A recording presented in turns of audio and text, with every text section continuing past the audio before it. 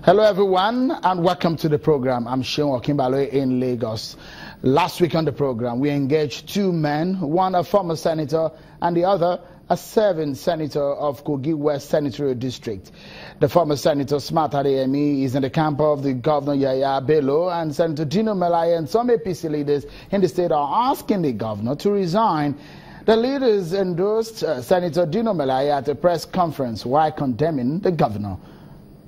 As the crisis continues in the Kogi State, APC, Governor Yaya Bello and Senator Dino Melaya are still at loggerheads, and the senator's constituents are finalizing plans to recall him. The senator said the governor is accusing the senator is accusing the governor of shooting the moon and boxing the air. Members of the ruling APC are now forced to take sides. Some say the senator has impressed them and has no reason to recall him. Acting President, Federal Republic of Nigeria, the Senate President, the Speaker of House of Representatives, the National Chairman of APC,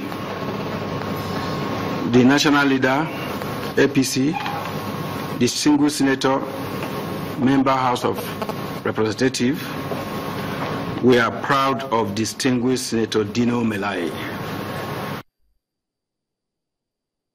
Another group is saying enough is enough and have swung into action. They say they must recall the senator.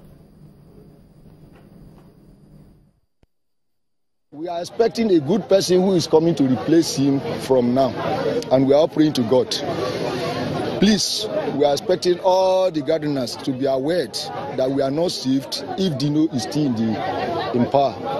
So we want him to be removed by God's grace. That the recall of Honorable Dino Melaya, they have started from my local government, from my ward, from my hometown. I want to tell people that the reason why I want to recall Honorable Dino Melaya, the way his own attitude, the way he's behaved into nation. We keep tabs on that situation and bring you the updates as they're coming. It looks so much that it's unfolding every day. Well, away from that. And the real political intrigues are playing out in Osun State. All Progressives Congress, the APC, ahead of the Osun senatorial by-election. The process to replace the late Senator Isiaka Adeleke, the APC screening committee, has disqualified Senator Mudashiru Husseini, leaving only the younger brother of the late Senator Isiaka Adeleke, the man Ademola Adeleke. I challenge anybody from 1999 that Osun State is having a senator. I challenge anybody to come out with the achievement, and I will come out with my achievement. There's a singer said, empty barrel don't pariwo. Brother, the late Senator Isiaka Adeleke was a senator. So when he died, suddenly we didn't expect it. And he has done a lot of work. He has done a lot of deeds. That is why I said I must continue his legacy. Senator Mudashiru saying the first man you saw on the screen there is accused of flouting electoral laws. The screening committee in his letter said Mudashiru Hussein was disqualified for being a cabinet member in Osun State, contrary to the APC 2014 guidelines, which states that, and I quote, aspirants seeking public office and its platform should not have remained an employee of the public service within 30 days preceding an election, end of quote. Hussein was sworn in as a commissioner for cabinet matters by Governor Rauf Aregbesola on the 30th of May 2017. But Hussein said he had resigned and appointment since June the 6th. The screening committee headed by the Speaker of the Sanford State House of Assembly, Honorable Sanusi Rikiji, said the Monday primary election will still hold and advised the disqualified aspirant to direct his displeasure to the appeal committee. The camp of the disqualified Hussein is kicking against the guideline quoted by the committee.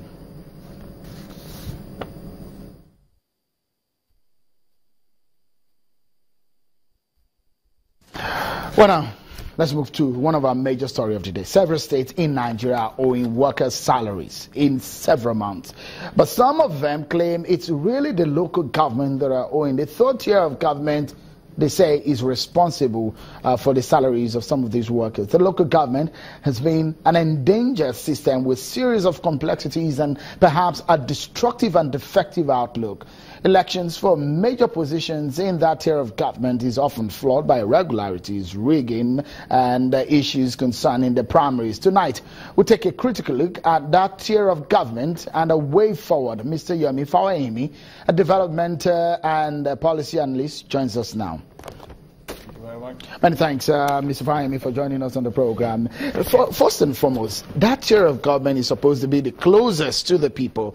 Does the Nigerian federal system, which has that tier of government as the third and perhaps the lowest in that sense, in that order, does it look like what it should naturally be? No, it's not. I mean, the framers of our constitution did a good job. I mean, perhaps the only tier of government in our constitution that has listed responsibility is the local government system. There is a whole section on the functions of a local government. Let me tell you what will shock you. Street lights is not the role of the government, state government. It's the role of the local government. Advertising is the role of local government. So when you hear things like LASA, is an abrogation of the powers of the local government. LASA meaning Lagos State Signage Agency. Okay. That's the role of the local government. Building of parks. So when you celebrate that there is Wi-Fi in parks in Lagos State and Lagos State said it's doing that, it's not supposed to do that. It's the role of the local government because that's what the constitution says. The issues around primary health care in many cases is in the hands of the local government. The management of cemeteries is in the hands of the local government. Interestingly, in Nigeria, the biggest, over 40% of roads in Nigeria are owned by the local government system. Of course, they don't have the volume because the road that will likely lead from your house to the street is going to be a local government road. So what had happened in Nigeria is that the state governments have usurped the role of the local government. You said local government has been endangered. They were not endangered. They were annihilated by the state government. But what we look at it that some of these roads, primary health system, sanitary issues, and the issues of environmental issues, as one of the core roles as put in the constitution of it's interesting that these are in the constitution of the Federal Republic of Nigeria, but the funding of it, how does it look? Some people will say maybe it's in the funding that the problem really is. There are two significant things that happen with the Nigerian constitution. The one is that there's a joint account system that puts all the money of the local government through the state government system. The expectation of the framers of the constitution is that they were supposed to act as trustees. Suddenly the trustees have become investment managers. And so they collect the money on behalf of the local government. That's the money that comes from the federation account. But the other sad aspect of it is that the Nigerian law allows local government to charge what is called a tenement rate.